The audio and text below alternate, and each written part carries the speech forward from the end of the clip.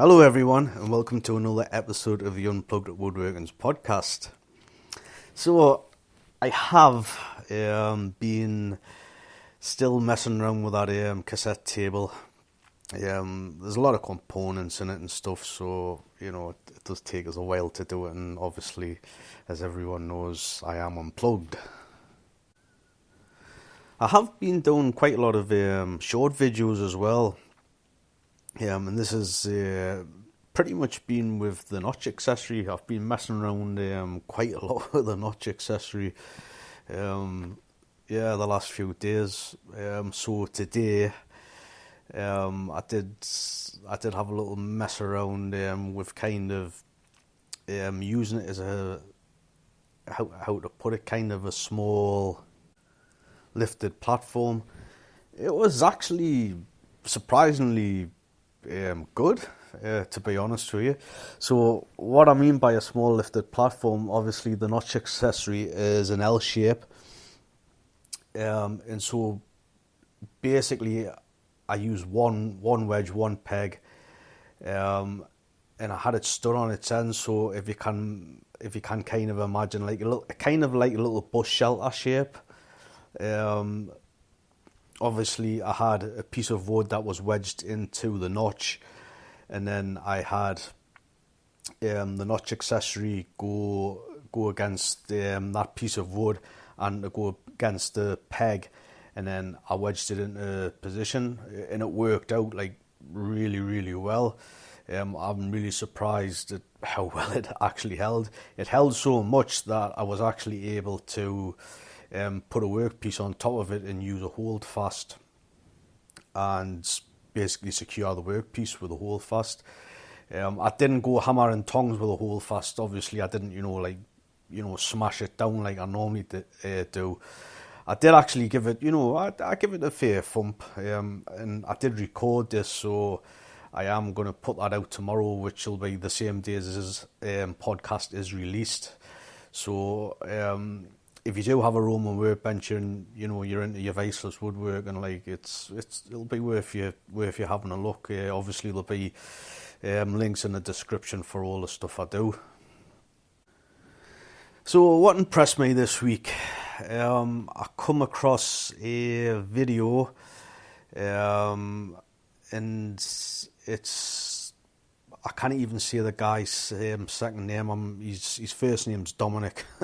So if you're listening at all, Dominic, I do apologise. I'm not really good with names, especially pronouncing them. But I'm going to leave a link in the description as always if you want to go and check it out.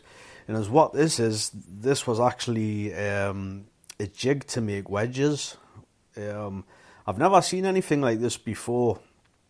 Obviously I've seen a lot of jigs, for machines, like the bandsaw. Bandsaw is a good example. There's quite a few jigs to make wedges on the bandsaw. I've even seen them for the table saw. I think possibly that might be it. But I don't really tend to say any for the for the hand tool woodworker.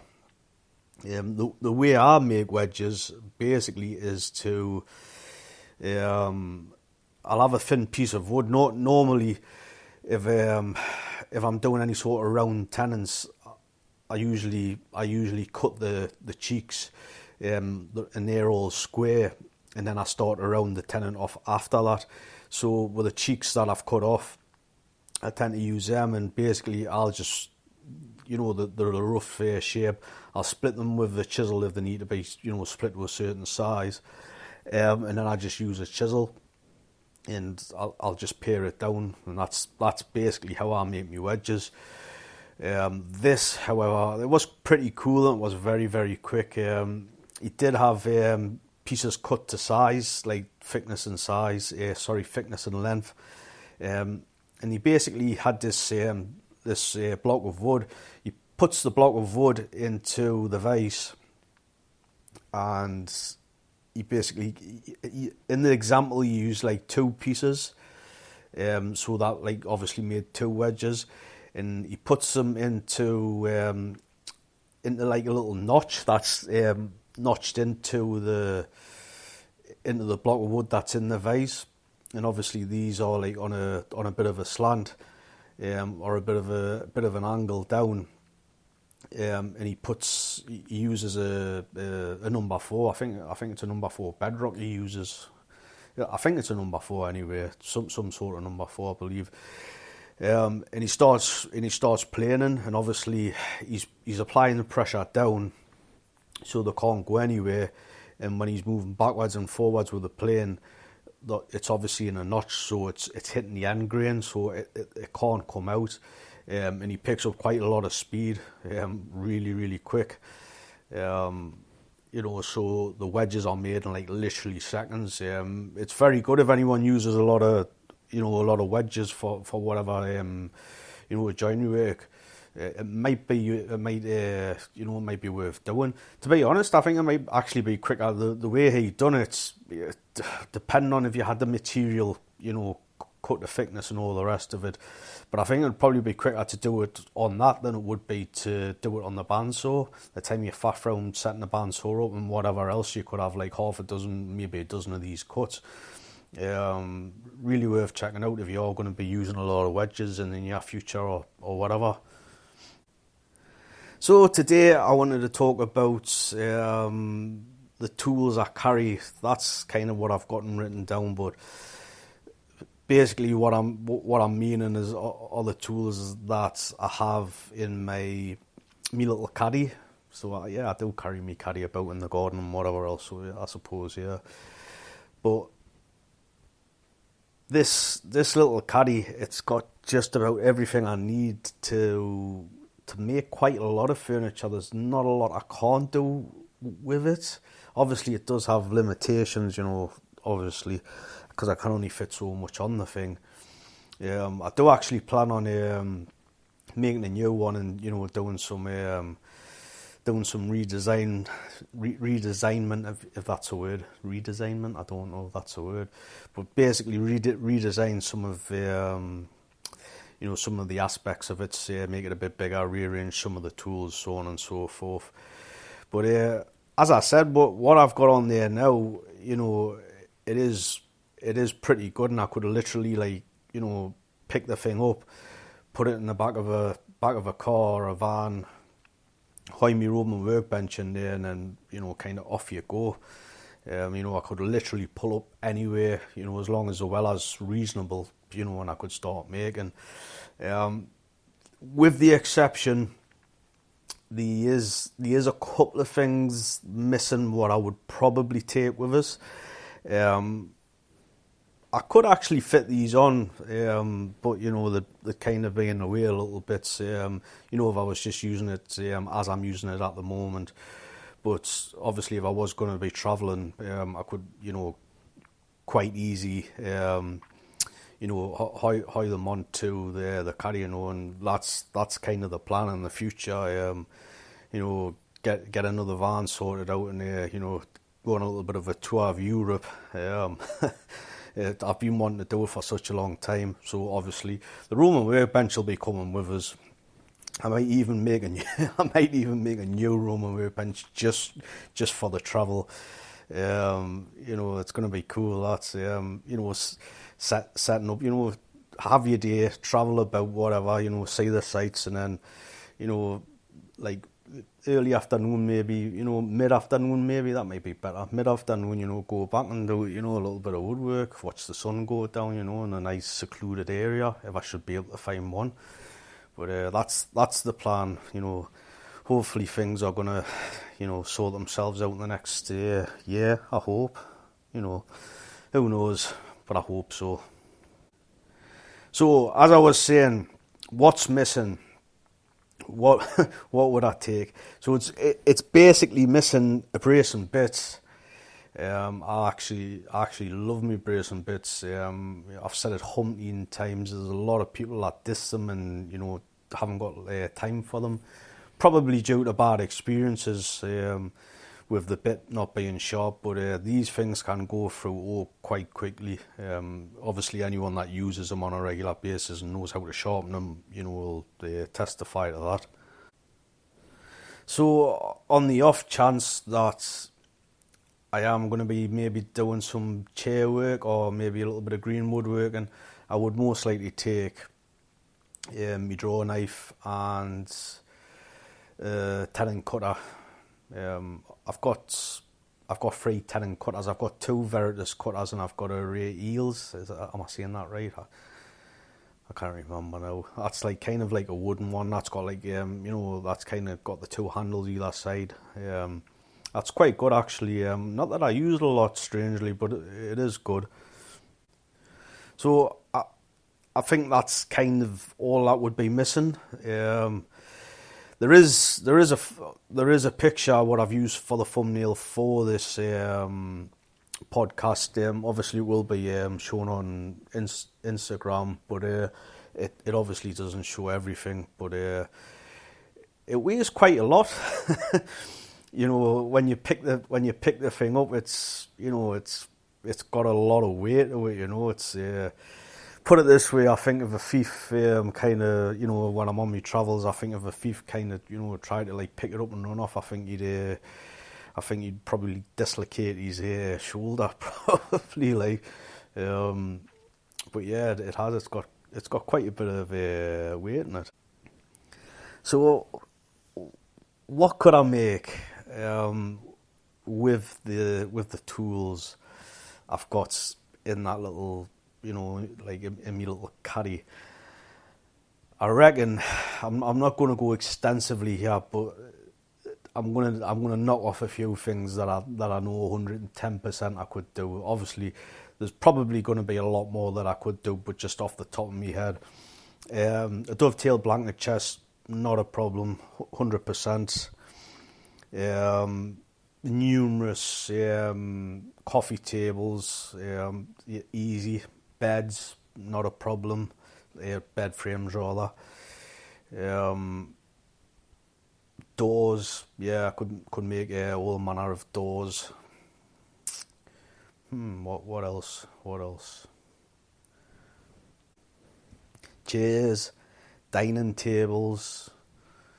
That's kind of all I can really think of at the moment. Obviously, I'm not going to get really extensive on this because obviously, you could be here all night, but you get the picture, of what I'm saying. And by the way, this thing's only like, I haven't actually measured it, like, but it's somewhere in the region of like maybe 1.5 feet in length by maybe 1 foot wide, something like that, and maybe, to the top shelf, maybe a foot high, and then obviously you've got the handle, the carry handle after that. But for the size of it, it's like there's a lot on it. So I'm going to go through a few of the tools, kind of explain, the different uses, what I use it for, say some people might not use it, and what I consider, kind of important for me personally. So I'm gonna get rid of a few, like most people's gonna know what the uses are for and whatever else, So we'll do away with the chisels. Obviously, the chisels. We've got a number 5 jack plane and a number 4 smoothing plane. So on the top shelf, you're probably not going to see it very well, but there's actually 2 boxes. You might see these kicking around in some of the videos that I've done on Instagram.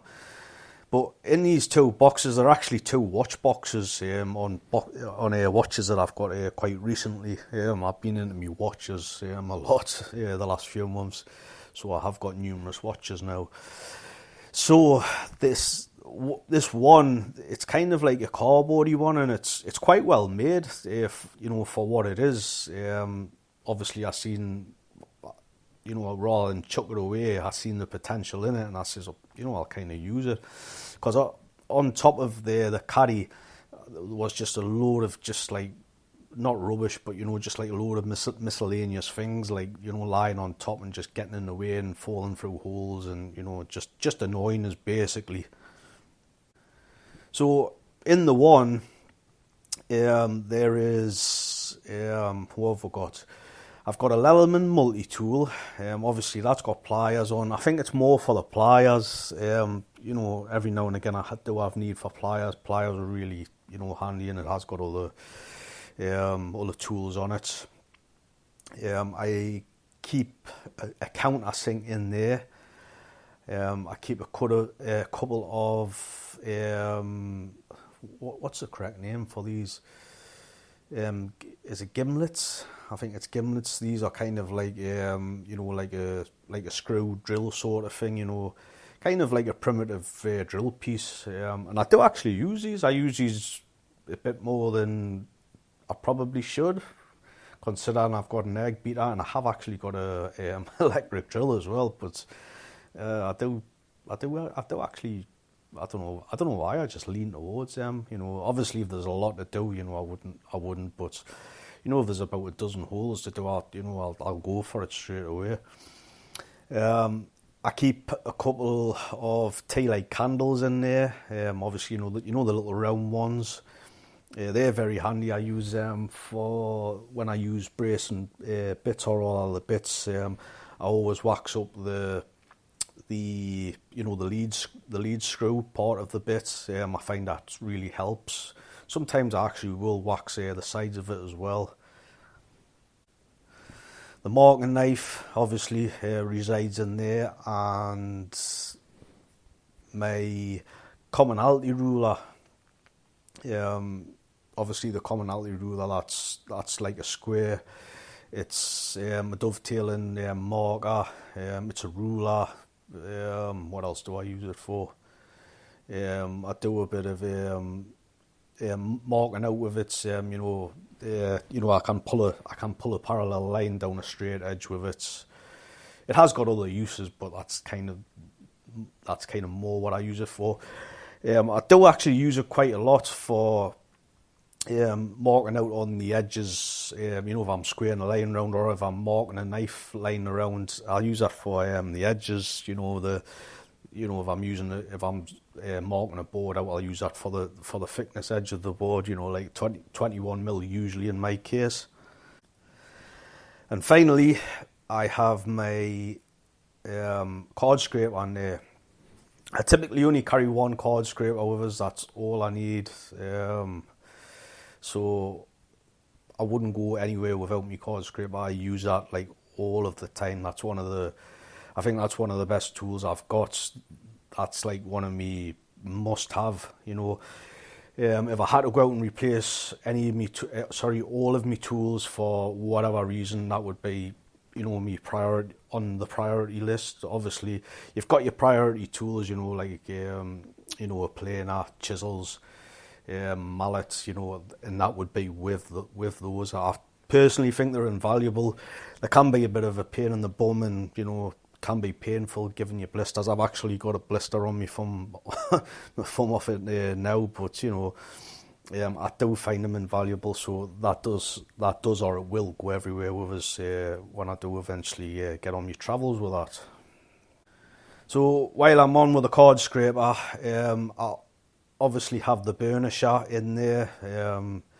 This is quite a long burnisher. It doesn't actually need to be as long as it is. I could actually probably probably could cut it in half, make another handle for it, and I would have two of them. Obviously I've got no need for two of them, but you never know, sometime in the future, you know, someone might be in need of one who I know, and obviously I might just do away with it. It is a bit long. It doesn't need to be as long as what it is. So what else have I got on the top shelf? The other box. I nearly forgot about the other box. So in this other box, I have a disassembled Lubin. Oh, what is it? Is it a 42? I want to say a 42.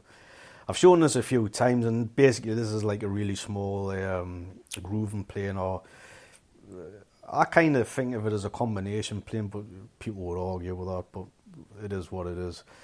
But yeah, by the, you take this thing apart and it's so small, I can actually get this into like a similar size box. It's really, really tiny, obviously, which is good for something like that. But again, I find this pretty invaluable.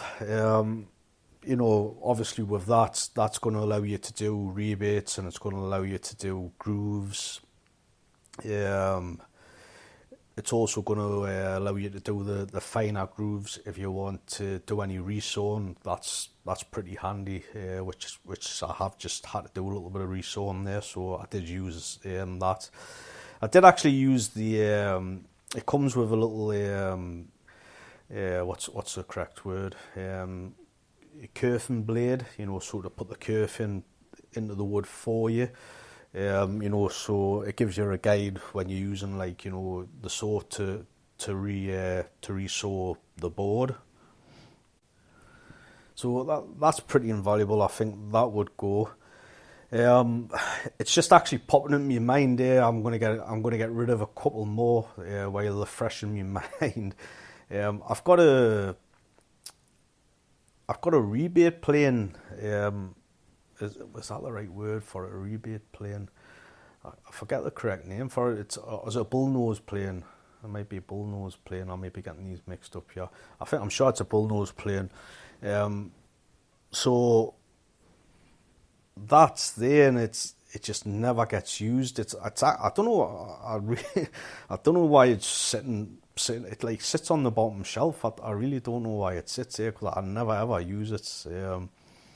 I think, don't get us wrong, I have used it in the past, but I think as you evolve and you learn different techniques and whatever else, and you tend to get your preferences, not necessarily stuck in your way, but you might get something that's like, working really well for you, and as the old saying goes, if something's not broke, why fix it, sort of thing. But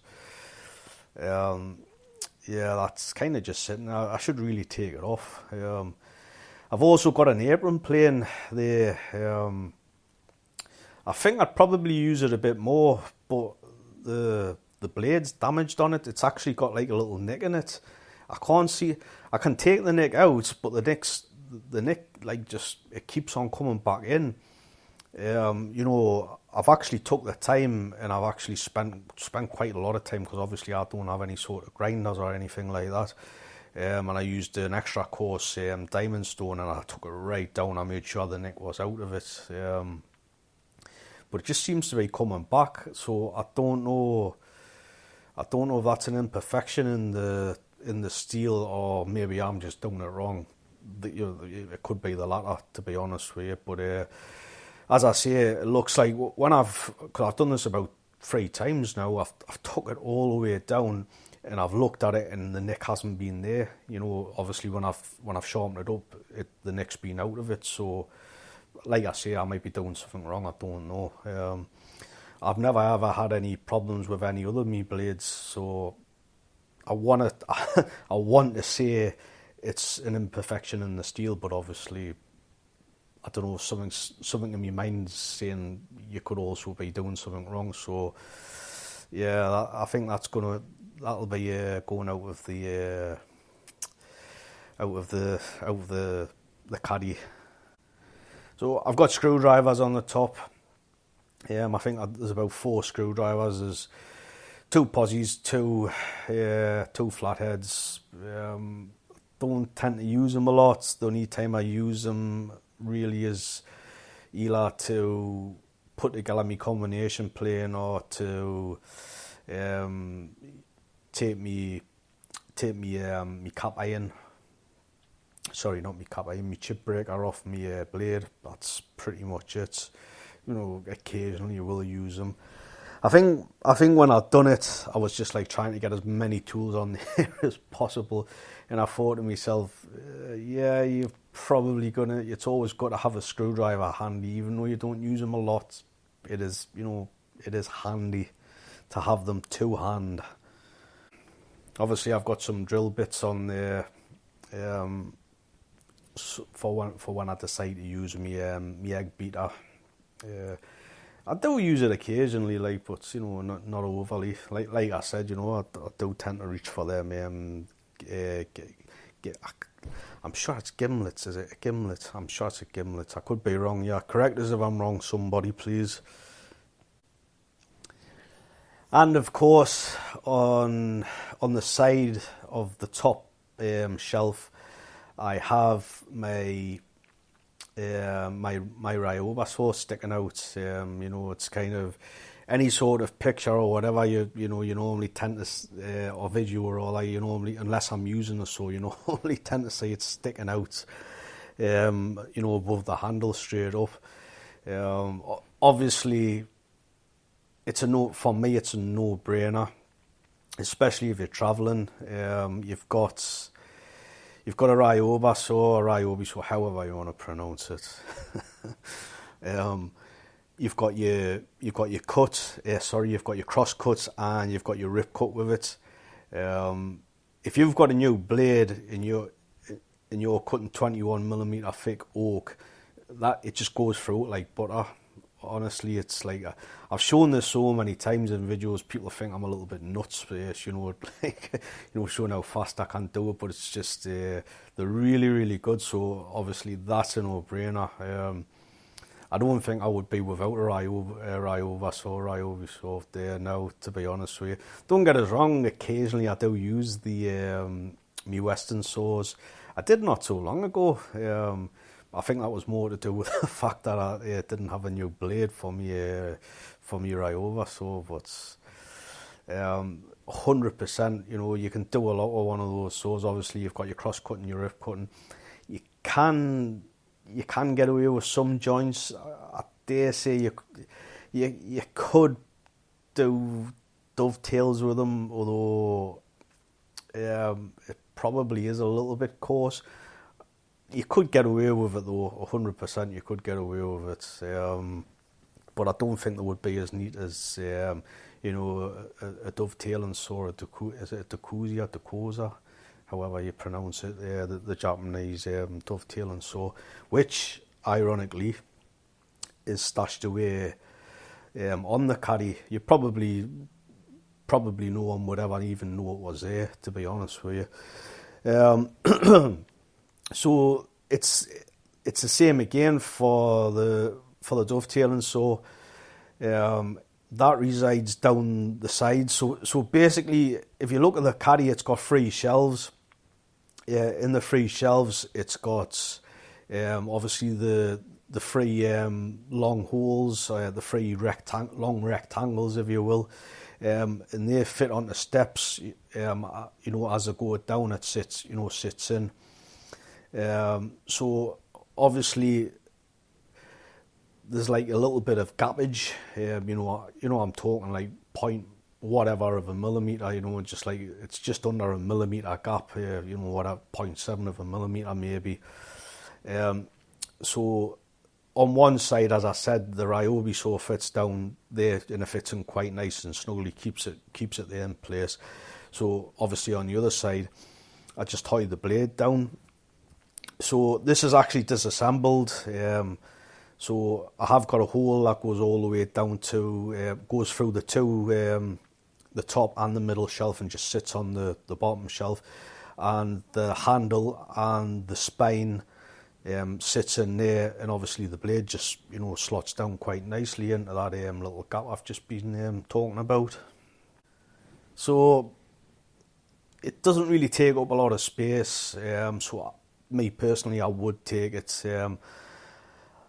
I personally feel, I might be being a little bit biased here. I feel the Japanese Dakosa saws, dovetailing saws, they I wouldn't say superior, but I just find I get like really, really good results with them. I have got like a Western style dedicated dovetail, so yeah, I get good results off that. I just think maybe I get a little bit better off off the Japanese style. I think as well because the blade's so thin, so I get such a fine curve. The Western, I don't know what the Western gauge is, the gauge of the steel. I'm not sure the thickness of it, but just by feeling the two of them, I know that the Japanese is a lot thinner, which obviously you can get away with because with the way the Japanese saws work, they're able to make the steel, like the blades, thinner because you're pulling rather than pushing, which is really good. Although it can be a bit of a pain sometimes if you've got some awkward wood and it keeps on catching, when you're pushing it back in. Because if you push a Japanese saw in and it gets jammed, it just bends really easy. It's quite easy to buckle them, but obviously when you're pulling, the teeth are facing towards you, if that makes sense. So when you're pulling, it's cutting on the pull stroke. So that's how you're able to make them much thinner. The blades, that is. So the middle shelf, I have got me router plane that's stashed in one side, because obviously these are split up into two sides. The caddy itself has actually got like a centre piece, and that basically stops it from rocking backwards and forwards, basically flopping in on itself. It's quite a clever design, when you look at it. Just the way it's designed. Obviously, I didn't design this. I've seen this on, I don't know where I seen it. I don't know if it was YouTube or Instagram, wherever I seen it. But it's not my design. But it is quite a clever design. So as I said, I've got a router plane on one side. Same again. For what it is, the size of it and everything, the weight of it, 100% would come with us. It is quite invaluable. I think it'll get your tenons, nice and square, straight. It'll get the cheek portions parallel with each other, which it's kind of what you want. You can do this with a chisel, don't get us wrong, but I personally think it's just quicker to do it with a router plane.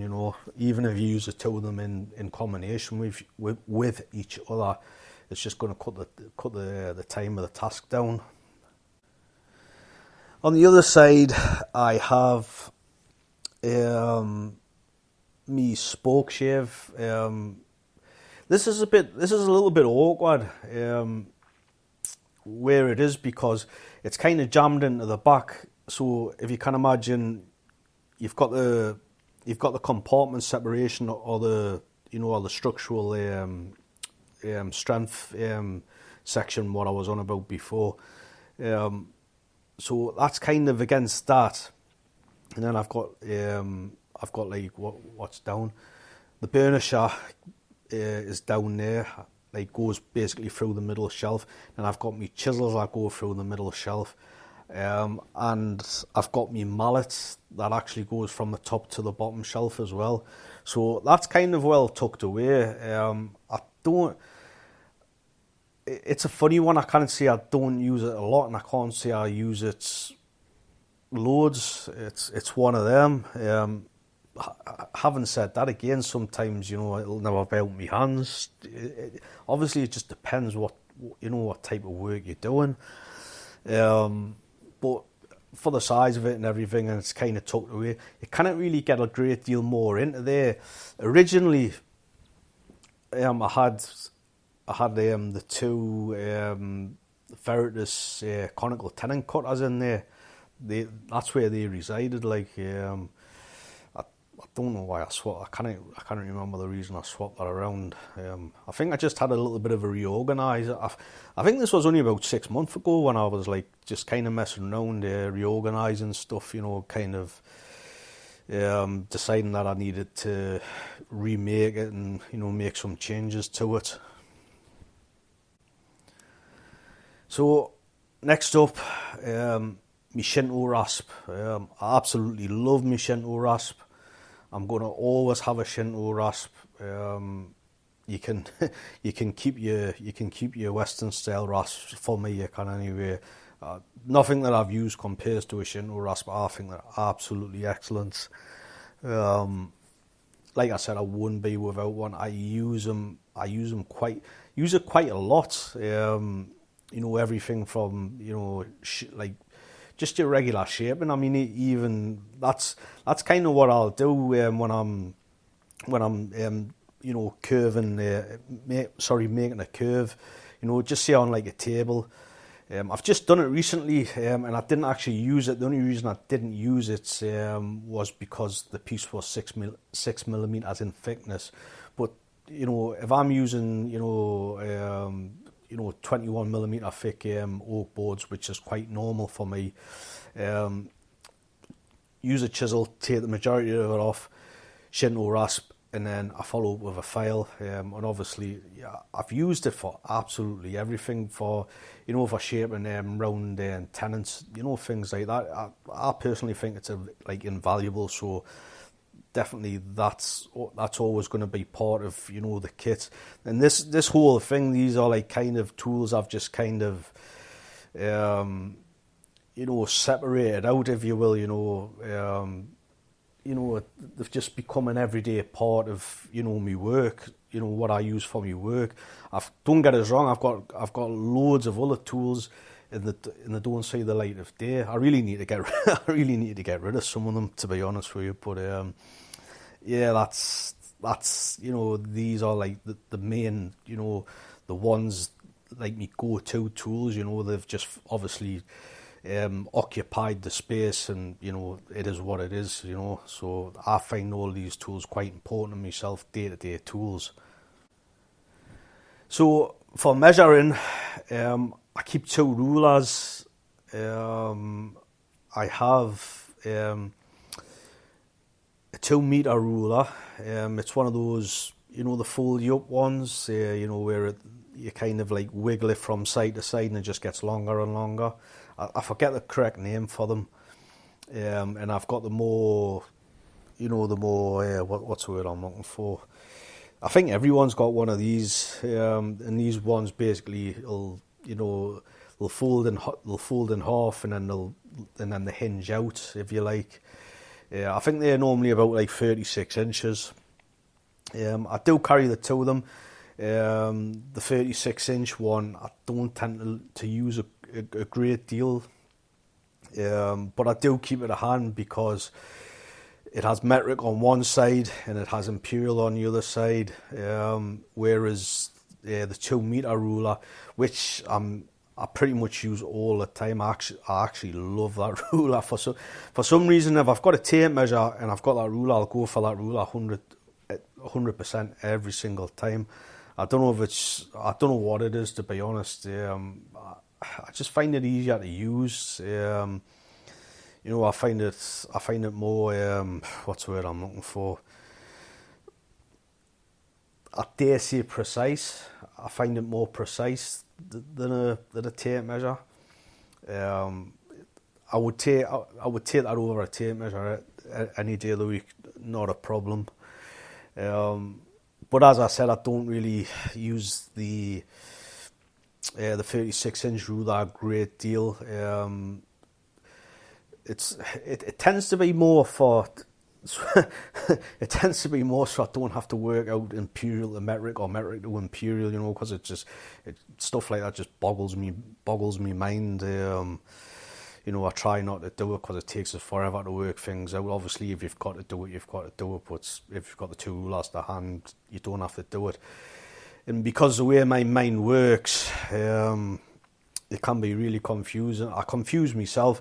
I might start off the day measuring in metric. By dinner time, I'm measuring in imperial. And then when I'm just about to pack up for the day, I'm back in metric again. It's just, sometimes it's just easier for us, if I'm kind of measuring something and it's like, so many millimeters, so many 100 and odd millimeters, whatever, or if it, I don't know, like, 300 and odd millimeters. Sometimes it's just easier to say, right, that's 14 inches. 14 inches is easier for me to remember and for me to say than, what is that? It's like 12. My brain's not working. See, this is what I'm talking about. So I would have to go 12 is roughly 306 millimeters.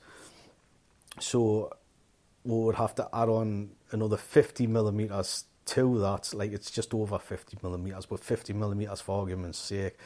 So what have I got there? So that's 356. So 356. So it's I don't know. It's just easier for me sometimes just to go 14 inches. Is that right? Did I work that out right? I don't see. This is the problem I've got, and I go through like this. So I don't know. I'm gonna shut up now. I'm losing myself.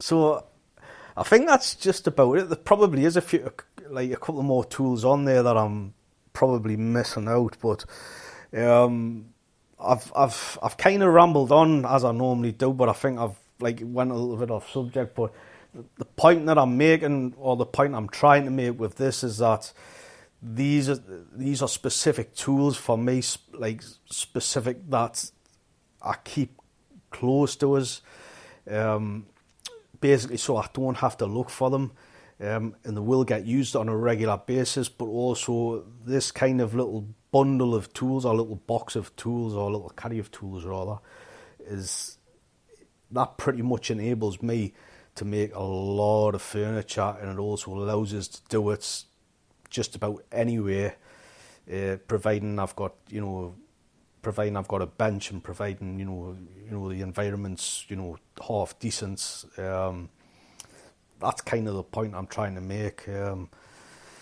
So maybe give you a few ideas for more. This is probably more for the beginners, to be honest. But yeah, so I think that's it today. As I said, I've rambled on quite a lot, as I usually do. But I appreciate everyone listening in and leaving comments and whatever else. Really appreciate it. It's great little community we've got going here. So thanks very much, guys, and until the next time, I will speak to you later.